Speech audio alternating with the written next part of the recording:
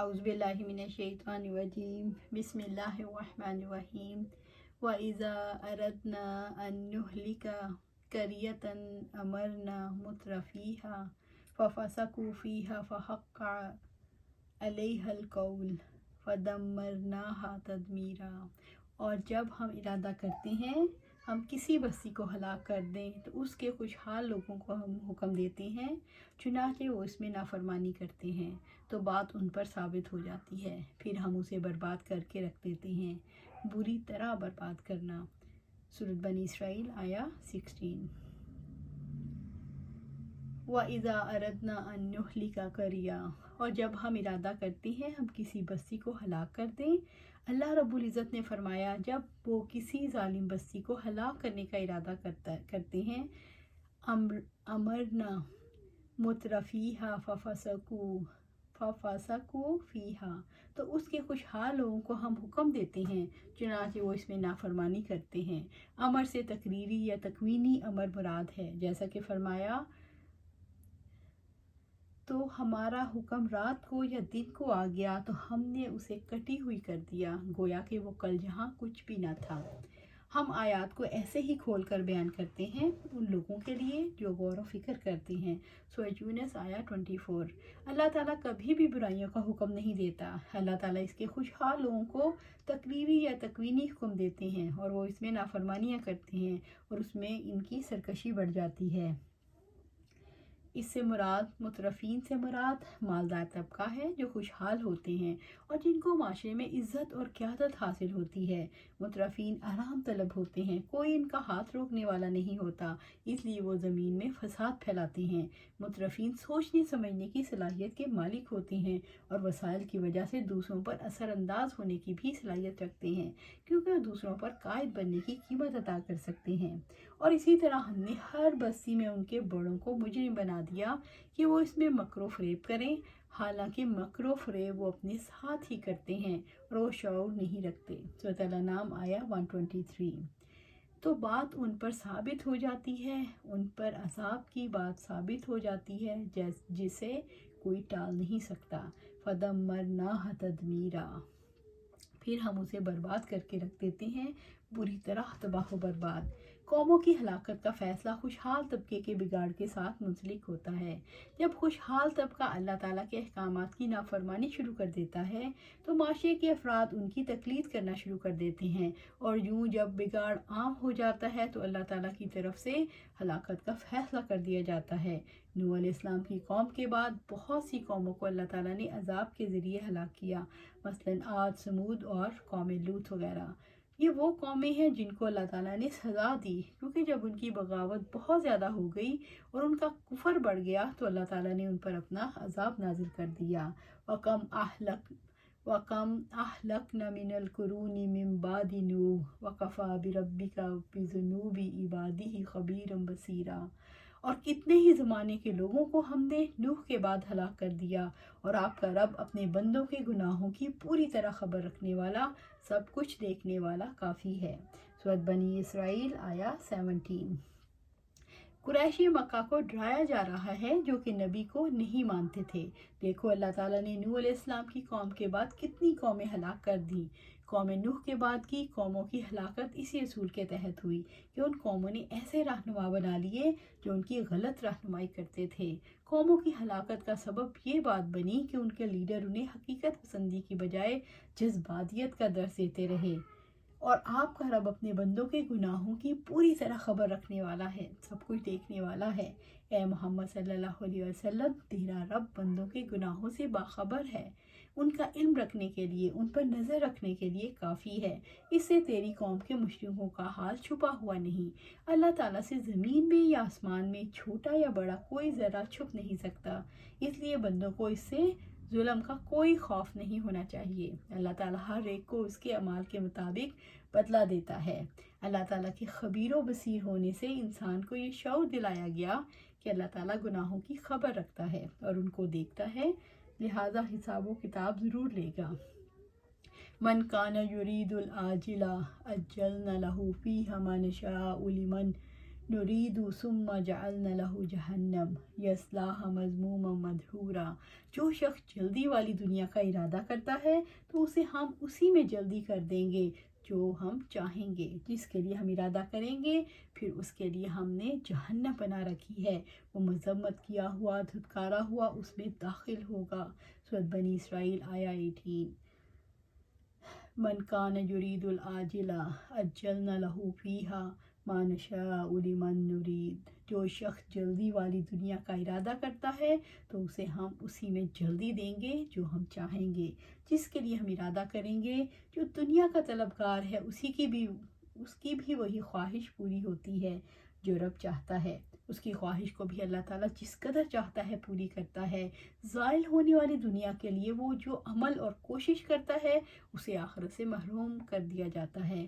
ثم جعلنا لہ جہنم یصلاھا مذموما مدحورا، پھر اس کے لیے ہم نے جہنم بنا رکھی ہے، وہ اس میں مذمت کیا ہوا دھتکارا ہوا اس میں داخل ہوگا۔ آخرت میں جہنم میں چاروں طرف سے گھیرے ہوئے ہوں گے، اللہ تعالیٰ کی رحمت سے دور ہوں گے، کیونکہ انہوں نے فانی کو باقی پر ترجیح دی۔ جو لوگ دنیا کی زندگی اور اس کی زینت کا ارادہ رکھتے ہیں ہم ان کے اعمال کا اس دنیا میں پورا بدلہ دیتے ہیں اور اس میں ان کے ساتھ کوئی کمی نہیں کی جاتی۔ سورہ ہود آیا 15۔ رحمت عالم صلی اللہ علیہ وآلہ وسلم نے فرمایا، جس کا آخرت میں اچھا گھر نہیں دنیا اس کا گھر ہے، اور جس کا آخرت میں مال نہیں دنیا اسی کا مال ہے۔ وہ دنیا کا وہی جمع کرتا ہے جو عمل سے کورا ہوتا ہے۔ ابو ہریرہ رضی اللہ تعالیٰ نے بیان کیا کہ میں نے آپ صلی اللہ علیہ وآلہ وسلم سے سنا، نبی صلی اللہ علیہ وآلہ وسلم نے فرمایا، بوڑھے انسان کا دل دو چیزوں کے بارے میں ہمیشہ جوان رہتا ہے، دنیا کی محبت اور لمبی زندگی کی امید۔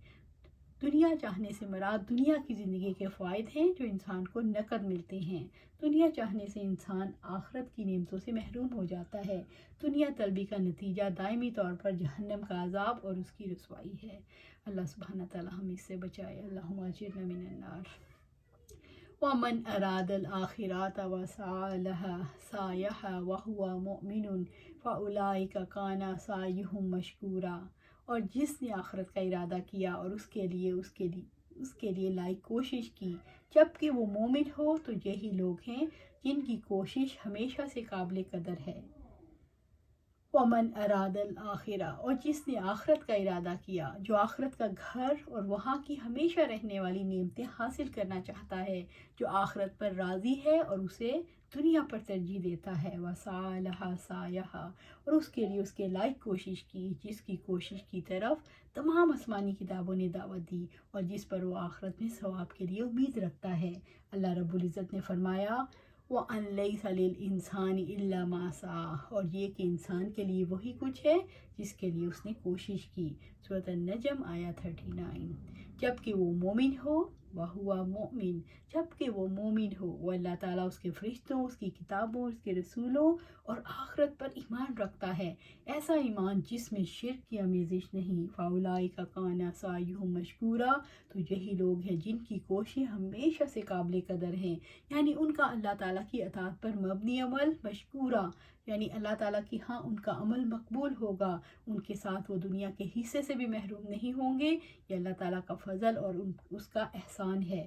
انس رضی اللہ تعالیٰ عنہ نے بیان کیا کہ نبی صلی اللہ علیہ وآلہ وسلم کی اکثر یہ دعا ہوا کرتی تھی، ربنا آتنا فی الدنیا حسنہ وفی الآخرۃ حسنہ وقنا عذاب النار، ہے اللہ ہمیں دنیا میں بھلائی حسنہ عطا کر اور آخرت میں بھلائی عطا کر اور ہمیں دوزخ سے بچا۔ سہل رضی اللہ تعالیٰ عنہ نے بیان کیا کہ میں نے آپ صلی اللہ علیہ وآلہ وسلم کو یہ فرماتے سنا، جنت میں ایک کوڑے جتنی جگہ دنیا اور اس میں جو کچھ ہے سب سے بہتر ہے، اور اللہ کے راستے میں صبح کو یا شام کو تھوڑا سا چلنا بھی دنیا مافیا سے بہتر ہے۔ عبداللہ بن عمر رضی اللہ تعالیٰ نے بیان کیا کہ آپ صلی اللہ علیہ وسلم نے میرا شانہ پکڑ کر فرمایا، دنیا میں اس طرح رہو جیسے تو مسافر یا راستہ چلنے والا ہو۔ عبداللہ بن عمر رضی اللہ تعالیٰ نے فرمایا، شام ہو جائے تو صبح کے منصر نہ رہو، اپنی صحت کو مرض سے پہلے غنیمت جانو اور زندگی کو موت سے پہلے۔ نبی صلی اللہ علیہ وسلم فرماتے ہیں، تم میں سے کوئی انتظار نہیں کرتا مگر ایسی مالداری کا جو سرکش بنا دے، یا ایسی مفلسی کا جو اطاعت فراموش کرا دے، یا ایسی مرض کا جو آدمی کو ناکارہ بنا دے، یا ایسے بڑھاپے کا جو عقل کو خبت کر دے، یا ایسی موت کا جلدی آنے والی ہو، یا دجال کا، اور دجال بدترین غائب ہے جس کا انتظار کیا جاتا ہے، یا قیامت کا، اور قیامت نہایت سخت اور کڑوی ہے۔ ابو ہریرہ رضی اللہ تعالیٰ عنہ اور عبداللہ بن عباس رضی اللہ تعالیٰ عنہ روایت کرتے ہیں کہ آپ صلی اللہ علیہ وآلہ وسلم نے ایک شخص کو نصیحت فرمائی، 5 چیزوں کو 5 چیزوں سے پہلے غنیمت سمجھ، اپنی جوانی کو اپنے بڑھاپے سے پہلے، اپنی صحت کو اپنی بیماری سے پہلے، اپنی مالداری کو اپنی فقر سے پہلے، اپنی فرصت کو اپنی مشغولیت سے پہلے، اور اپنی زندگی کو موت سے پہلے۔ آپ صلی اللہ علیہ وسلم نے فرمایا، 2 نعمتیں ایسی ہیں کہ ان کے بارے میں اکثر لوگ خسارے میں ہیں، صحت اور فرصت۔ اس کے بانی ہے، آدمی کو 2 نعمتیں عطا کی جاتی ہیں لیکن وہ ان سے فائدہ نہیں اٹھا پاتا، اور جب سلب ہو جاتی ہیں تب ان کی قدر پہچانتا ہے۔ ابو ہریرہ رضی اللہ تعالیٰ عنہ سے روایت ہے کہ آپ صلی اللہ علیہ وسلم نے فرمایا، جو منزل تک نہ پہنچنے سے ڈرتا ہے وہ ابتدائی شب میں سفر کے لیے چل دیتا ہے، اور جو ابتدائی شب میں چل دیتا ہے وہ منزل تک پہنچ جاتا ہے۔ سن لو کہ متاع خداوندی نہایت گراں قیمت ہے، جان لو متاع خداوندی جنت ہے۔ جاءت الرادفات تتبعها الرادفہ وجاء الموت بما فیہ، آئی ہلانے والی اس کے پیچھے آئی پیچھے آنے والی، اور موت ان چیزوں کے ساتھ آئی جو اس میں ہے۔ نبی صلی اللہ علیہ وسلم کا یہ معمول تھا، جب اپنے اصحاب میں سستی یا غفلت ملاحظہ فرماتے تو بلند آواز سے اعلان فرماتے۔ ابو ہریرہ رضی اللہ سے روایت ہے کہ آپ صلی اللہ علیہ وسلم نے ارشاد فرمایا، میں ڈرنے والا ہوں اور موت حملہ کرنے والی ہے اور قیامت وعدے کی جگہ ہے۔ عبداللہ بن عمر رضی اللہ تعالیٰ عنہ سے روایت ہے کہ ایک مرتبہ نبی صلی اللہ علیہ وسلم اس وقت باہر تشریف لائے جب سورج کی شعاعیں کھجور کی ٹہنیوں تک پہنچ چکی تھی، اور فرمایا، دنیا صرف اسی قدر باقی رہ گئی ہے جتنا یہ دن اس مقدار کے مقابلے میں باقی رہ گیا ہے جو گزر چکا ہے۔ ایک حدیث میں ارشاد فرمایا، دنیا ایک ایسے کپڑے کی طرح ہے جو شروع سے آخر تک پھٹ گیا ہو اور صرف ایک دھاگا باقی رہ گیا ہو، عجب نہیں یہ دھاگا بھی ٹوٹ جائے۔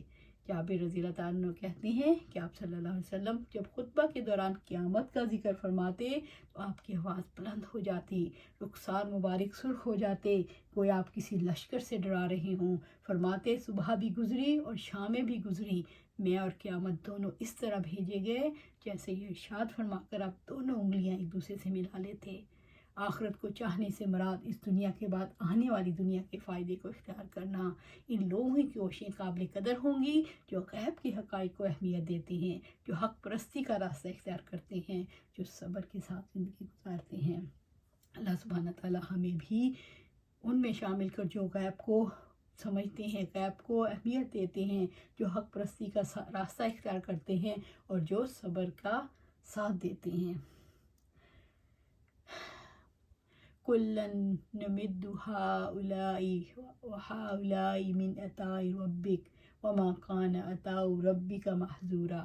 ان کو بھی اور ان کو بھی ہم آپ کے رب کی عطا سے مدد دیتے ہیں، اور آپ کے رب کی عطا کو کبھی روکا نہیں گیا۔ سورۃ بنی اسرائیل آیہ 20۔ کُلًّا نُمِدُّ هَٰؤُلَاءِ وَهَٰؤُلَاءِ مِنْ عَطَاءِ رَبِّكَ۔ اللہ تعالیٰ تو دنیا کے طلبگار کو بھی دیتے ہیں اور آخرت کے طلبگار کو بھی۔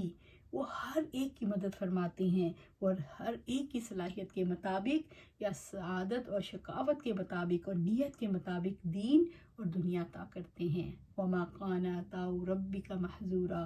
اور آپ کے رب کی عطا کو کبھی روکا نہیں گیا۔ اس کے ارادے کو کوئی بدل نہیں سکتا، اس کا حکم کوئی ٹال نہیں سکتا، اس کا انعام کوئی روک نہیں سکتا۔ اللہ تعالیٰ کی عطا کسی کے لیے بھی ممنوع نہیں۔ دنیا یا آخرت میں کامیابی اللہ تعالیٰ کی فراہم کردہ مواقع اور انتظامات کی وجہ سے نصیب ہوتی ہے۔ اللہ سبحانہ تعالیٰ سے دعا ہے کہ ہم میں بھی اپنی آخرت پر نظر رکھیں اور صبر سے کام لیں، دنیا میں بس نیک عمل کرتے چلے جائیں اور صبر سے اس پر استقامت اختیار کریں۔ اللہ سبحانہ تعالیٰ سے دعا ہے کہ ہم اپنی زندگیاں قرآن و سنت کے مطابق گزاریں، اس کو پڑھیں اور پڑھائیں اور اس کا رول ماڈل بن کے دکھائیں۔ اللہ سبحانہ تعالیٰ ہمیں اس پر استقامت عطا فرمائے، آمین یا رب العالمین۔